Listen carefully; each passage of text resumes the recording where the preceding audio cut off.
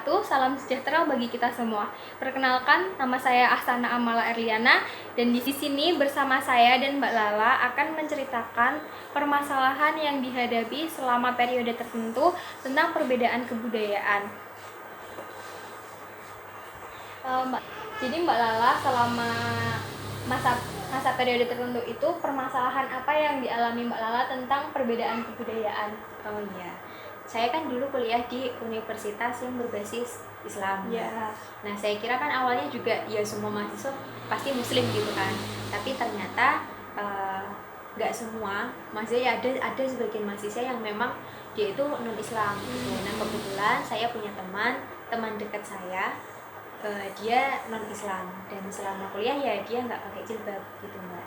Oh iya, untuk Mbak Lala sendiri, pertamanya nih, waktu tahu ternyata temennya di kampus yang berbasis agama seperti itu, dan ini berbasisnya Islam gitu ya, yang mayoritas pasti memakai jilbab.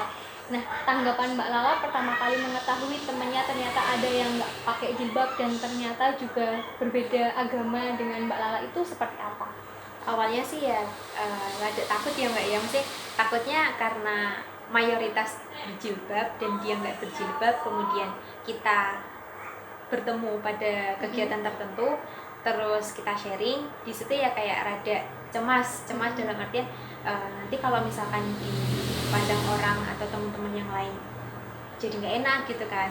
Ya biasa sih Mbak, pada awalnya ya biasa aja gitu, ya udah berteman aja gitu. Tapi pernah juga ada keadaan dimana karena saya bermain atau saya sering sama orang yang nggak pakai jilbab itu tadi, teman saya itu ada orang yang kayak ngelihatnya tuh nggak enak gitu loh Mbak.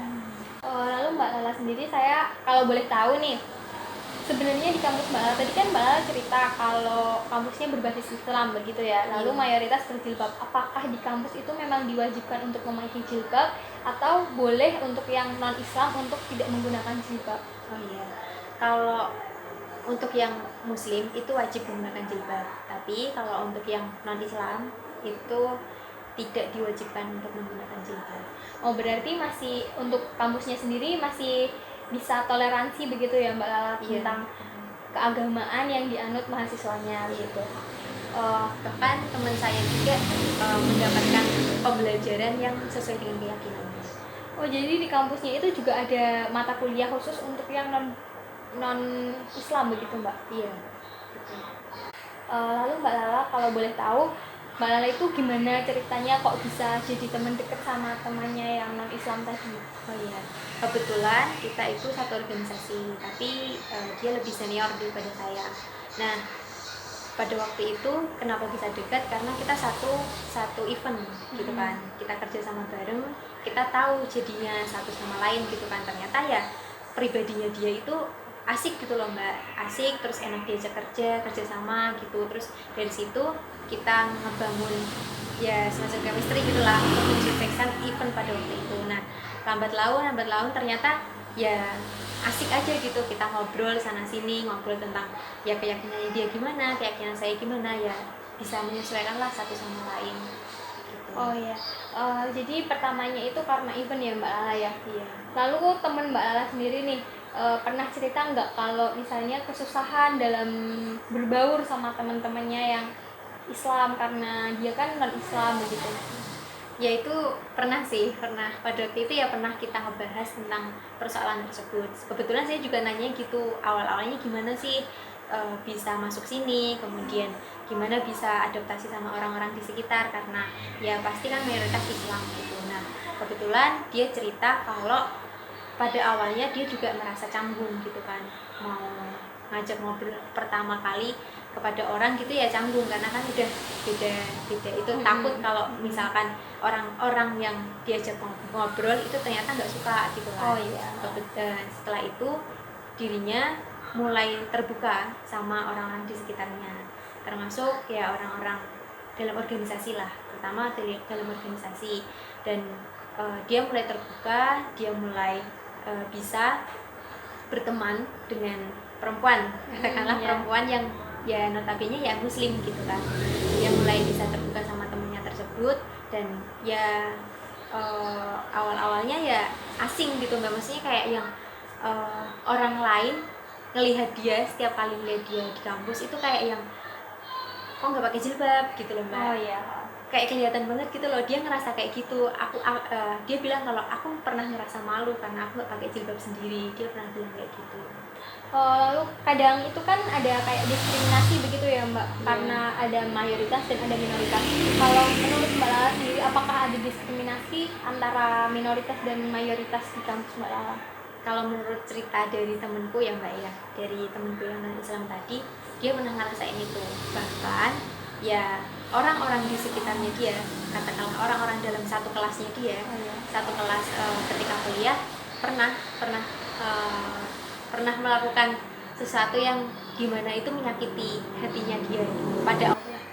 Lalu Mbak Lala kalau boleh tahu nih, Mbak Lala kan tadi berteman cukup dekat gitu ya. Nah, awalnya itu bagaimana Mbak Lala kok bisa jadi berteman dekat? Padahal kan tadi Mbak Lala juga cerita kalau temannya itu tuh dipandang seperti ya karena tadi ada mayoritas dan minoritas seperti itu ya. Nah, itu gimana Mbak? Ya kalau saya pribadi kan nggak mandang siapa orangnya gitu ya Mbak, maksudnya namanya berteman ya berteman dengan siapa aja. Kebetulan dia itu seneng bertukar pikiran sama orang yang berbeda gitu loh, berbeda ya macam-macam lah, bertukar pikiran, yaitu ya tentang organisasi, kemudian tentang permasalahan kuliah dan tentang politik dan lainnya gitu. Nah saya merasa pada waktu itu saya merasa ini orang kok asik ternyata gitu. Nah dari situ saya merasa kalau satu pemikiran dengan dirinya, kemudian kita jauh lebih dekat lagi karena kan sama sefrekuensi lah, apa yang kita bicarakan itu nyambung gitu loh Mbak. Nah dari situ saya merasa kalau ya ini orang asik gitu aja Mbak. Jadi Mbak Lala sendiri itu berteman tidak membeda-bedakan begitu ya.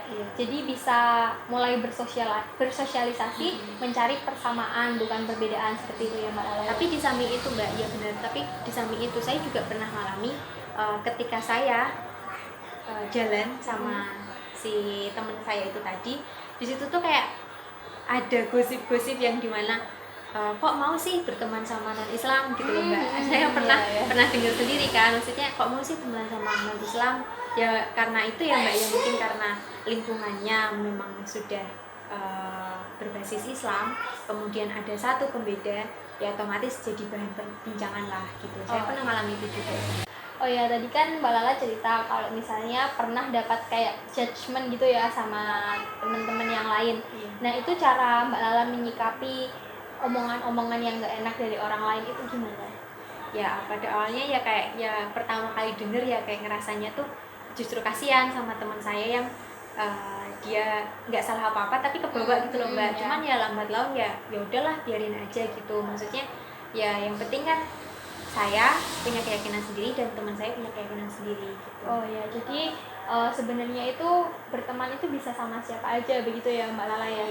Kita tidak bisa memandang perbedaan yang kita alami dengan orang lain itu sebagai tolak ukur pertemanan yang kita laksanakan begitu ya Mbak. Iya benar Mbak.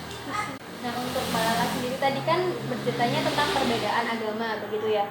Nah ketika suatu hari nih temennya Mbak Lala itu tuh ada kegiatan ibadahnya di agamanya dan Mbak Lala sendiri juga ada kegiatan ibadah dengan agamanya Mbak Lala begitu. Nah respon kalian berdua itu seperti apa? Kalau kita saling tahu aja ya Mbak ya, maksudnya selama ini misalkan dia memang ada jadwal ibadah ya silahkan monggo gitu loh. Ketika kita udah punya janji nih ya kita main hari ini, tapi ternyata dia punya jadwal tempat ibadahnya ya nggak ada yang apa membatasi itu gitu loh, ya monggo gitu. Dan selama ini juga dia tuh selalu ngingetin saya untuk sholat dulu gitu. Jadi waktunya sholat ya dia bilang kalau sholat dulu, ya saling mengerti lah Mbak. Berarti emang toleransinya diperkuat begitu ya Mbak ya? Iya betul. Nah Mbak Lala sendiri kan sekarang udah di rumah aja nih selama pandemi gini ya, sama temennya kan jadi jarang ketemu. Kalau hubungan Mbak Lala dengan temannya saat ini seperti apa? Oh iya, karena kita udah punya kegiatan masing-masing ya Mbak, terus jarang ketemu sama temanku itu ya, tapi kita tetap komunikasi lewat telepon, terus kadang juga video call, kadang juga chat chat untuk ya ngebahas apa aja gitu. Intinya iya. masih terjalin lah silaturahminya. Oh ya, jadi tetap mempertahankan hubungan baik yang sudah dijalin begitu ya Mbak Iya. Lala. Oh ya Mbak Lala, terima kasih ya Mbak Lala sudah mau sharing-sharing bersama saya tentang perbedaan kebudayaan yang Mbak Lala alami dengan temannya. Iya, sama-sama Mbak. Terima kasih kembali. Oh iya, mungkin kalau di lain waktu Mbak Lala ada yang mau sharing-sharing tentang perbedaan kebudayaan yang lainnya antara Mbak Lala dengan temannya atau saudaranya, bisa ya Mbak sama saya lagi. Boleh Mbak, boleh ya. Oh ya, makasih ya Mbak Lala. Iya, sama-sama. Oh ya, sekian perbincangan saya dengan rekan saya. Kurang lebihnya mohon maaf. Wassalamualaikum warahmatullahi wabarakatuh.